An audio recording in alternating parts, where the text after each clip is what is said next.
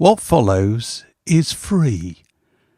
But if you want to see the full extent of what we do and get involved, go to patreon.com/word in your ear. Now, on with the show. Welcome to another Word in Your Ear. Now, we talked to Mark Lewisohn last week, who said that he thought he had the best job in the world, which is effectively getting up every morning and thinking about the Beatles all day. And we're joined by somebody else who's adopted this inspired business model who spent the last 30 years researching and writing about ABBA. Nice work if you can get it. So his latest book's his eighth, I think, and it's called ABBA at 50. And welcome aboard, Carl Magnus Palm. Carl, lovely to see you. Yeah, lovely to see you too. Thank you for having me on the show. Not at all. What started this terrific and enduring and, let's be honest, understandable interest in ABBA? Well, growing up in Sweden in the 70s, as I did, you couldn't really escape ABBA even if you wanted to. So they were all around, but I wasn't that much of a fan at the time. I was more of a Beatles fan and still am, basically. So Mark Lewisohn, whom you mentioned, is the inspiration behind this, because I'd read his book The Complete Beatles Recording Sessions. And I felt like, well, I would like to write something like that. And I wasn't a music journalist or anything like that, but I loved ABBA, and this is the early 90s. There was no quality literature out there or anything like that. So I thought I'll give it a go. And this was, like I said, the early 90s. The ABBA revival was just about to start, but hadn't really gained traction yet, if that's the right phrase. So when I approached Bjorn and Benny of ABBA about this project, they were like, oh, okay, so people are still interested in our music and they want to go in depth on it. That's weird, but it's fun. So I was very fortunate in that I came in at an early stage of the revival. I didn't think it was going to turn into a career, but here I am 30 years later. Here you are. So the book is ABBA at 50. And I was just trying to think last night, are there any other groups who made it to 50 with the original personnel? I couldn't think of one. Are there any? Well, I mean, all the members of 10cc are still alive, right? Right, okay. Yeah, fair enough. Yeah, and that's true.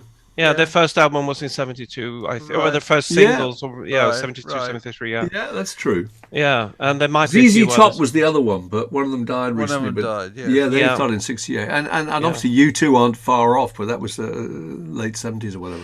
But when you approached them, this is kind of pre-internet, isn't it, really? So they probably weren't aware of the kind of the fan following that was eventually going to grow. Is that fair to say? I think yes, I think so. They were, I mean, they got quite a lot of letters, obviously, from fans, because they had a very always had like a very shall we say enthusiastic diehard fan group. But I think, like you said, I think they were kind of surprised, because in their view, Bjorn and Benny's view, they had gone on from ABBA when ABBA stopped recording in 82 and then moved on to, better things with their chess musical and, more serious, more complex, more overtly ambitious music. So the fact that people were interested in their old hits, their old hit group, with the whether it was Dum Dum Diddle or Dancing Queen, it was kind of puzzling to them. But yeah. Right. So what did you discover about them? This is something, I think it is the 8th book you've written. So on this particular trawl through the story, did you come across any revelation that made you think differently about them, made you alter your view of the story? Not really, to be quite honest, because as you said, I've written this story many times now from different angles. But one thing that I was happy to point out is that the ladies really had a lot of input into ABBA and their music, because it's so easy to think, oh, it was the 70s and Bjorn and Benny wrote the music, they produced it, they played it, they were the masterminds behind ABBA, and that's true. But Agneta and Frida weren't really puppets or anything like that, like just stood in front of the microphone and did what they were told. Yeah, they had input, and I've heard session tapes and stuff like that. Just in recent years, I've heard like a 1-hour session tape from a recording of a particular ABBA song, where you can hear Agneta and Frida really did have input. They had suggestions. They made alterations that we can now hear on the finished recording and stuff like that. So that's the thing. I'm happy to point to that. You said that when you in the 70s, if you were in Sweden, you couldn't escape ABBA. How could you describe for us the Swedish attitude to ABBA then and now? Presumably, they're very proud. Swedes are very proud of ABBA. Is that fair? Yeah, these days they are. Back in the 70s, it was a kind of a different story. There were two things going on at the same time. They had the love of the general public. Their records sold like nobody had sold before them. They broke all sales records every time they released a new album, at least for a few years. But at the same time, there was a lot of criticism leveled at them, that they were, commercial, and they were only in it for the money, and they were. I love the idea of criticism for being commercial. Yeah. But it was that was real at the time. That was like the. Well, the Swedish press really had to go at them after Eurovision, didn't it? I mean, they really crucified them over the choice of all that stuff about the cynical decision to write a song about Waterloo, which was a mass slaughter and all that kind of stuff. Yeah, it's a famous television interview from just an hour or two after they won Eurovision. This reporter comes up to them and said, "Oh, you wrote a song about people dying on a battlefield, tens of thousands of people." And Stig Anderson, the manager, his jaw just dropped. It's just like, well, it's a symbol. Yeah. It's a concept. And then after the cameras were shut off, he told him to F off, basically. So at the time there was all sorts of strange criticism leveled at them at the same time as they were hugely popular. Today I would say they are more like national heroes, although some people, because they came from, how can I put this? Like they were, European light pop. That's where they came from as individuals. And I think some people still haven't quite forgiven them for having those roots. They still find it hard to accept them as a proper pop band in that sense. They still feel like, this is for young kids or mums and dads, basically. There's still a hint of that. Right. But they've been trying for quite a while, hadn't they, before they broke through? They'd really struggled. Is that fair to say? Yeah, I would say so. They had, their 1960s, Bjorn and Benny were huge in the 1960s, obviously. But then once they decided to try to work together, the four of them, they did a cabaret show that was a big, that was a really a big failure, a big flop. And they felt uncomfortable doing it, and it's like, why are we doing this? We should not be doing this kind of thing. Didn't Frida leave the tour? I think they just got on really badly. Didn't she actually leave the tour? Yeah, well, what she did was, when that thing was going to go on tour in the summer after a fairly disastrous winter tour, things were so bad between her and Benny that if our relationship is going to survive, I think it's better that Frida doesn't come on this tour, and she felt that way herself. So that's what happened. Right. Can I ask you to just very briefly tell the story of? I'd forgotten that Frida's childhood was so extraordinary, wasn't it? Can you just explain the background very briefly that she came from, her parents? Yes, yeah, that is a story.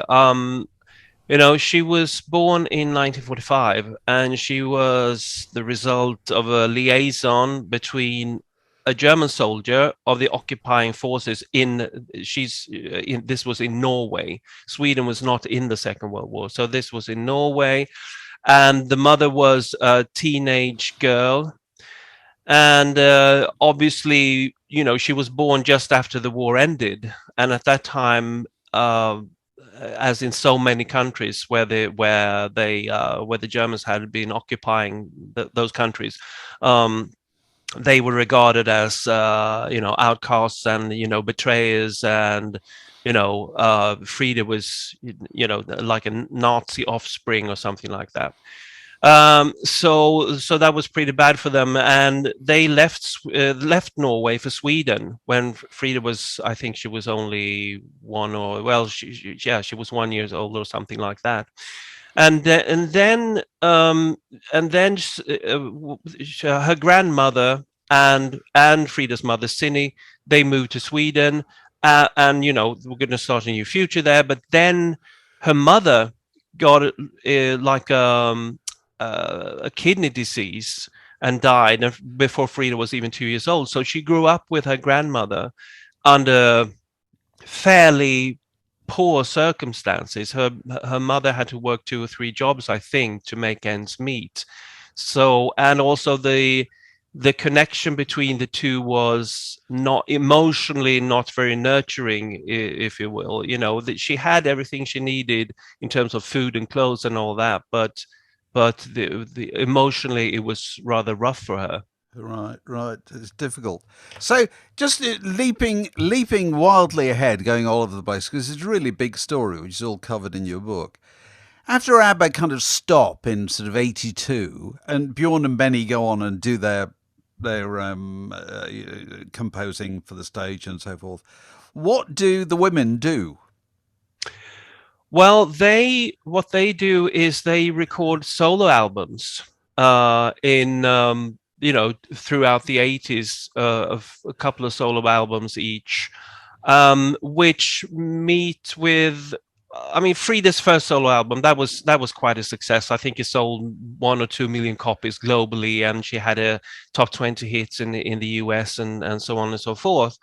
But then it's sort of, those albums, the next album was a big flop, and it was pretty much the same for Agneta. She was popular in Sweden and maybe some European country here and there, but they just lost interest really in being performers, both of them, and pretty much withdrew from the music business before the 80s were over.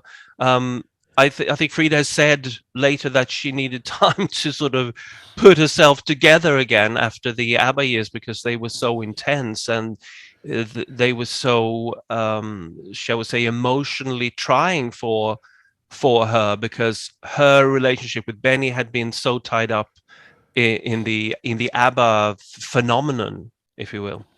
Right. So tell us about the kind of they're slowly coming back into focus, because I kind of remember them in the 70s. I was in my 20s or whatever. I always just liked them. I didn't really know very much about them, and I wouldn't say I took them seriously, if you can use that expression. Whereas younger people, who've grown up with them and their kind of current fans, do take them seriously. Is that fair to say? I think so too. I mean, that's what it's when let's say in the early 70s, you would see the occasional thing about the Beatles being taken seriously in at least the Swedish media. But then as that generation came into power, they could sort of we want to focus on the Beatles here. Yes, we're going to buy these Beatles things, and yeah, we're going to talk about the Beatles in this television program. And I think it's the same with ABBA. Right. As our generation, born in the 60s and maybe early 70s or late 50s, as well. When we grew up, we sort of said, well, ABBA, they were great. I have strong emotional memories and emotional connections to their music. So. Yeah, we're going to take them seriously. Yeah. I'm not sure they're fully taken seriously to this day. I think it's it's in some respects, I think it's too late for them to be really, really taken seriously.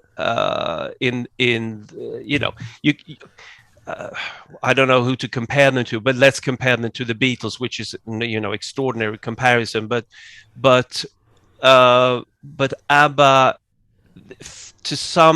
you know, in some respect, they're still thought of as a singles band, and their albums weren't very good, and it's disposable pop, you know, and all of that. So I think there's still I mean, this should have happened. The rehabilitation should have happened much earlier for it to sort of have a long-lasting effect in that sense. That said, of course, they are taken seriously today because they are still around, so people just can't ignore them. They have to sort of approach this phenomenon with some kind of critical intelligence, I think. So, you know, in the last year or so, you know, the extraordinary shows in London and the album and so forth. For years, they said this was never going to happen, didn't they? They were asked this repeatedly. Will you ever get back together again? And they, you know, I was just looking at a load of clips of earlier of them all saying, no, I can't possibly. I can't imagine doing that in any shape or form. What changed their mind?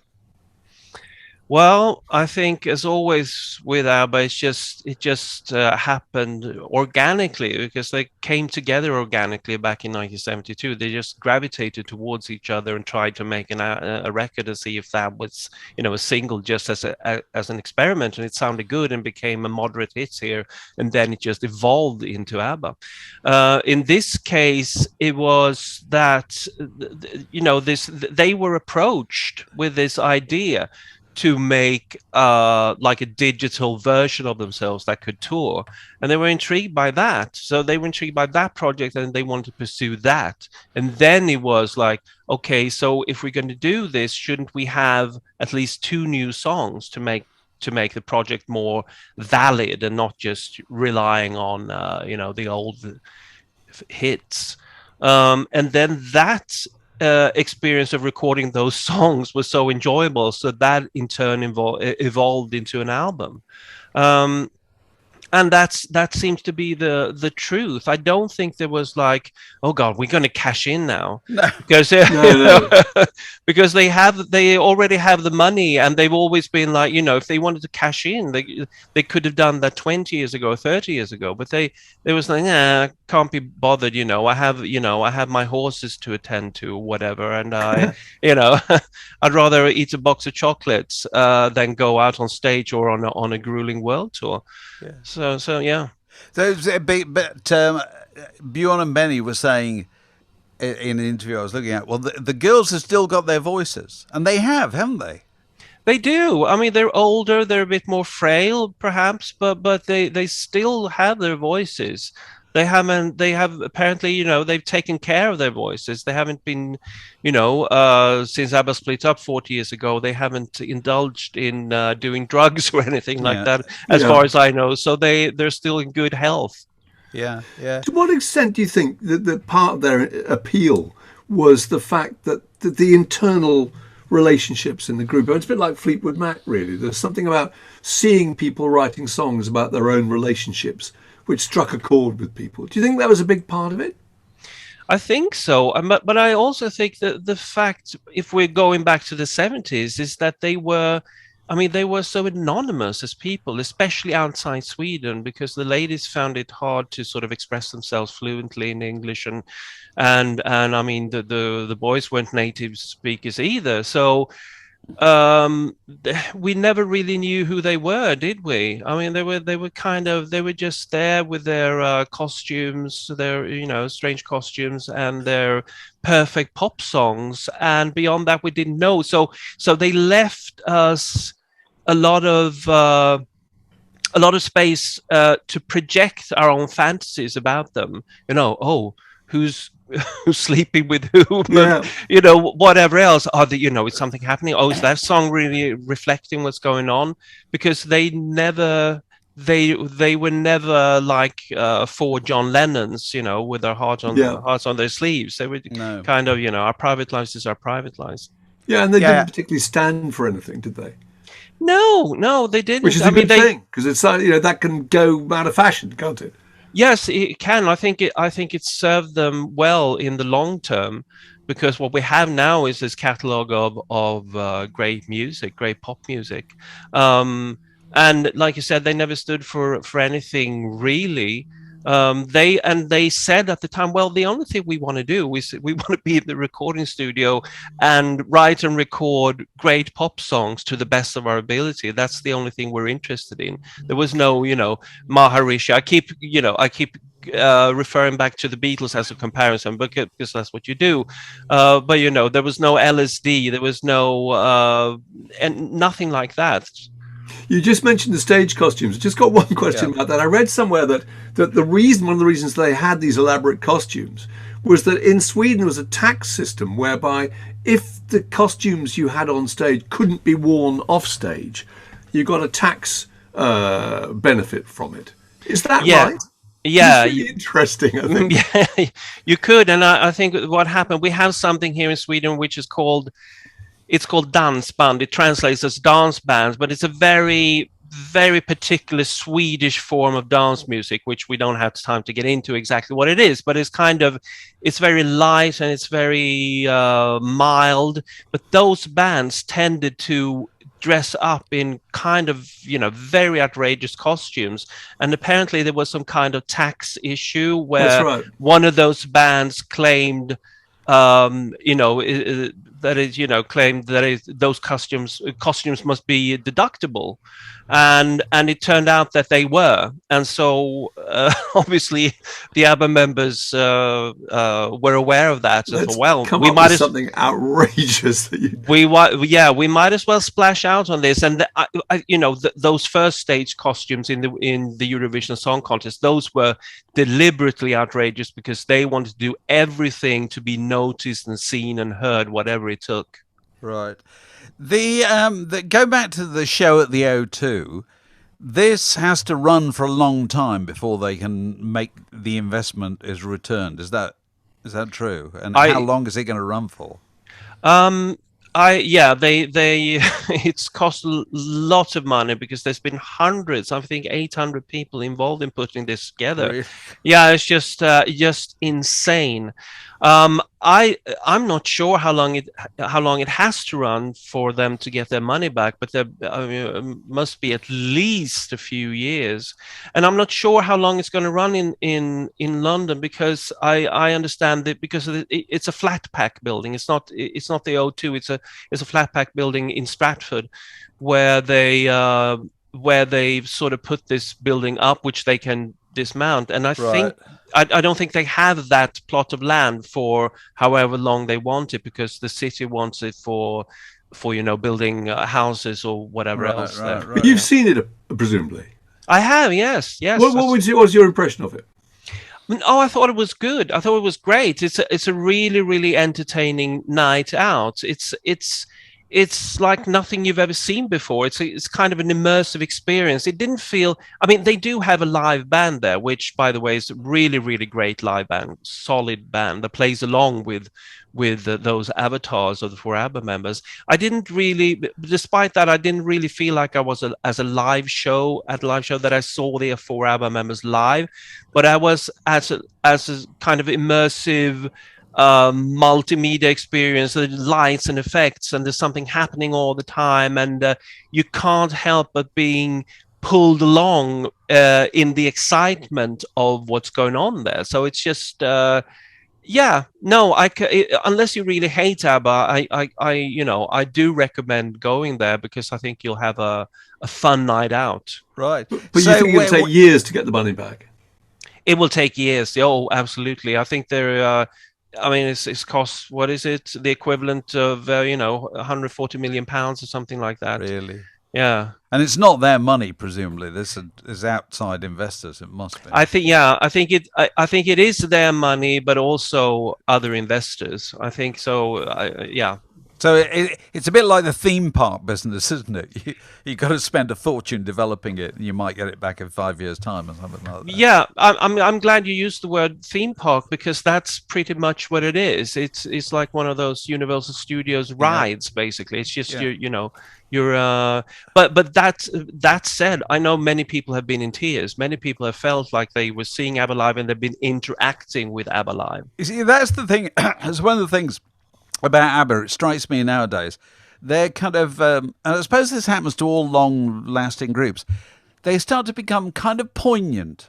You know what I mean? People look at them and they think, that's my whole life. Yeah. Yeah. Their audience are people who've known them for 30, 40 years or whatever.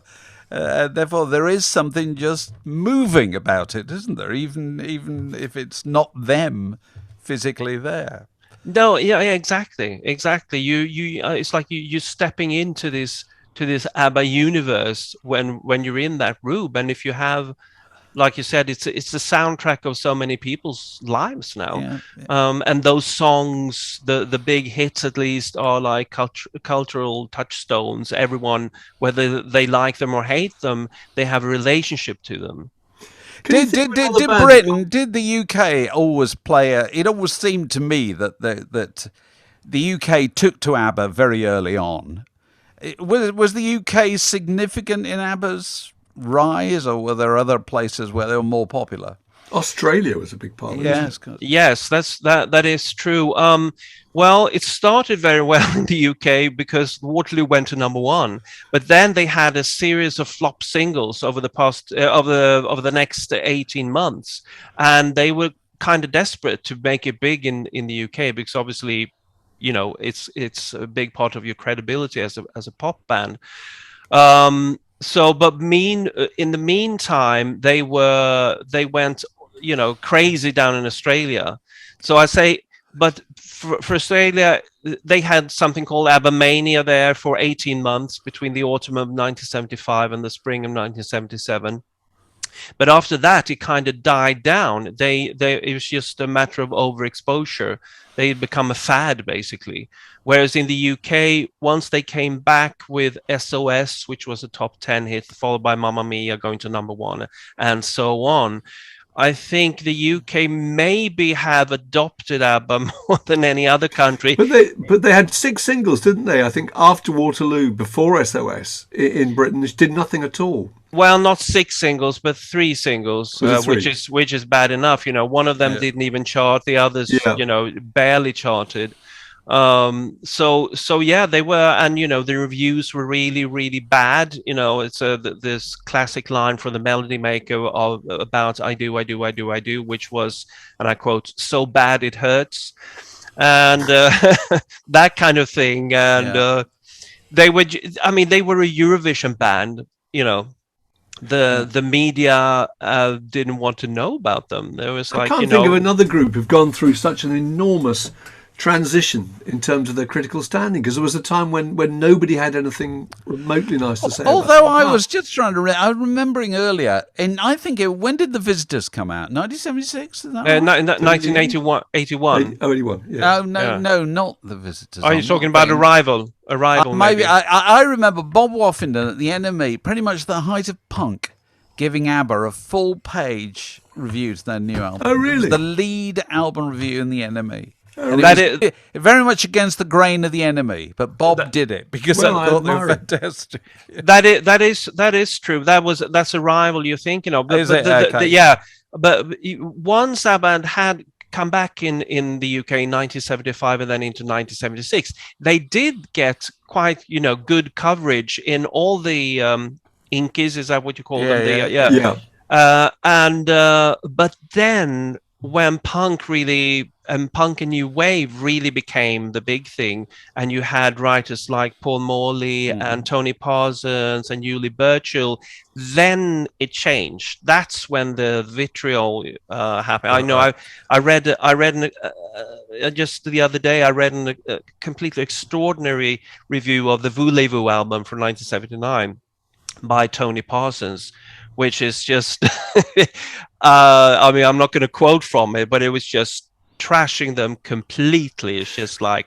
But that's just a piece of positioning by Tony Parsons. and by the enemy, isn't it? Yes, I mean that's part of what it is. You want to entertain your readers, so I get that, and but the point is obviously that they decided that ABBA, we don't like them. We like those, but we don't like them. So did that affect them? Did they read all that? Did they take all that aboard?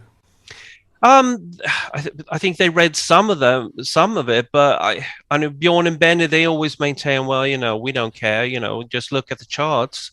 We're number one again with our albums and our singles, and we believe in what we do. But of course, it must have been frustrating sometimes to be held up as like some kind of commercial antichrist or whatever. Yeah. So nowadays, I mean, at the time they've broke through, they were Sweden's major musical export. Since then, Sweden has had other musical exports, hasn't they? I mean, Sweden is now just a significant player in the worldwide music business, isn't it? It is. It's what an extraordinary development. In the early 1970s, who would have thought that Sweden could produce anything that anyone outside Scandinavia would be interested in? Let's be honest. And you'd had the Spotniks in the 1960s for a year or two, but apart from that, there wasn't really anything. And so I think ABBA kind of paved the way for that, or at least they showed that it was possible. A thing like that could happen. But I mean, today on the Billboard chart, statistically, just as songwriters, forget the performers, but songwriters, the list of songwriters with the most number one hits on the Billboard chart is: number one is Paul McCartney, number two is John Lennon, number three is Max Martin, who's from Sweden, obviously. So it's just It's absolutely. Yeah, it is. I mean, that said, on some of those songs, it's been Max Martin and 12 other songwriters, but he has had a hand in them. So. Yeah. So this is ABBA at 50. But you've also got an ABBA discography book out at the same time. Is that right? But it's in the pipeline. It's going to be out next year. Right. Okay. And so what's beyond that? Are there further ABBA books that you'd like to write, or do you think I've done it now? No, I'm afraid there are quite a few books, more ABBA books that I'd like to write, because they, compared to the Beatles or Bob Dylan or whoever else, ABBA are under-researched. So I have plans for a book about their live concerts and all sorts of things, which will be for a limited audience. But it's a limited audience, but they are there, and they enjoy reading about it. So as long as they're there, I'm going to write for them. Is there going to be an ABBA anthology like the Beatles, where because they said there's no unpublished recordings by the Beatles, but then they found a load, didn't they? Yeah. I mean, I've heard quite a lot in the archives that they could release if they wanted to, but they don't want to. So what are those? Do you mean they're outtakes, or they're abandoned songs, or what would they be? Because their recording process was so different from the Beatles. Yeah, there are a few abandoned songs in various stages of completion. There are alternate versions of songs, the same backing track, but with completely different lyrics, different singers sometimes. Something that was a Frida solo vocal might be a duet between her and Agneta. Yeah. Things like that are on the archives. They could easily do at least one double CD of stuff that would be interesting to their fans. Right. So when you were at Mark Lewisohn's run through the other day, as we were, of his 1962 show. When you and Mark Lewisohn get together, what do you talk about? Well, we talk mainly about the Beatles and what it's like, but also what it's like to be him and what it's like to be me, and the challenges that we have to face sometimes. What are those challenges? Because we always joke with Mark, it must be terrible about the idea of people. He must be nervous about people coming up and telling him things that he didn't know about the Beatles, and he's already published that section of their story. I mean, do you have this thing that someone's going to come up with some revelation? You think, God, I never had that included. Well, I'm kind of philosophical about that these days. Sorry. And because I think, well, okay, I'll put it in my next book, or I'll publish an updated version at some point, because no one can know everything anyway, and I'm just glad to get the information, and I'll be able to use it at some point. Okay. Yeah. Well, there you are, Carl. It's been terrific to talk to you. Your book ABBA at 50 is out now. You're in the UK last week, I think, signing copies and so forth. It's been great to talk to you. Can we just